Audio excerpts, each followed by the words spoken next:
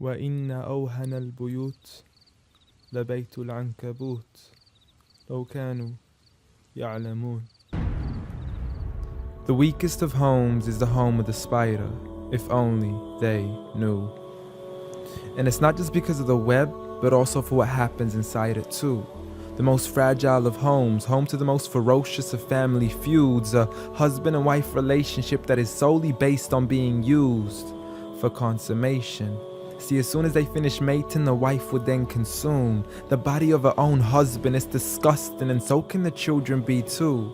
See, as soon as they mature, they would chew upon their own mother as a source of food. It's sinister, it's crude, I don't want to imagine it, but it's true. And such the examples that are used, not because God can be cruel, but for God to prove that the weakest of homes are those in which the inhabitants are abused. See, marriages are meant to bring happiness, and the home is a refuge of tranquility and comfort to all those who walk through. And if you ever do happen to fall into disputes, you must learn to understand that the marriage isn't always about you. Rather, it's learning to live together as one, although we are still living together as two. In a home where everybody knows that they belong, with love, kindness, and mercy, so we could all just get along, and there's no need for fighting every time something small goes wrong. Because you can't build a home upon violence and then expect it to stand strong. I mean, what kind of man would harm his wife in the darkness of the night, leaving her to bleed as he scars her for life, having to cover up her bruises as she tries to hide them from sight? See, he's so focused on her responsibilities, but fails to realize that he also owes her rights. See, as a husband, you're meant to provide, protect, respect, guide, and guard her.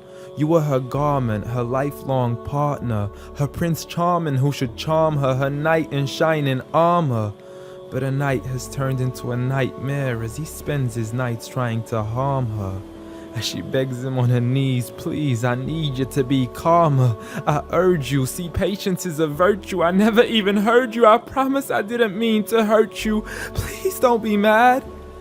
And please don't let the kids see, cause it's not right for a dad. It's sickening, it's sad that such scenes are happening in reality within the homes of so many broken families. It's a calamity that we forgot what the meaning of marriage is. Did you forget that the best of you in character is he who is best to his wife? The best of advice from the one who never harmed a servant, child, or wife in his whole entire life. Muhammad sallallahu alayhi wasallam. He was the best of examples in how to treat a woman right. See, if his wife had cooked something he had liked, he would eat it, and if he didn't, he would leave it without expressing an ounce of dislike. He would even refuse an invitation to food until his wife had also received an invite, and he would help around the house too, just to make her workload light. He was the pinnacle of being polite. And he taught us that the strongest of men is not he who knows how to fight, but rather he who restrains his anger right at the moment of strife. So have patience, brother. I mean, you wouldn't allow it for your own mother, daughter, or sister.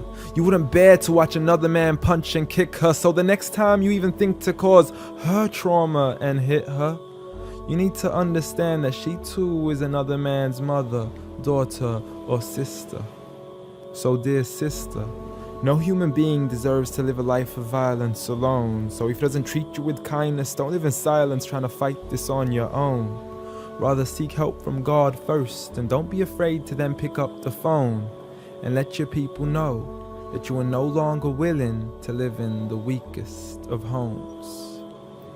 Violence against women? Islam says no.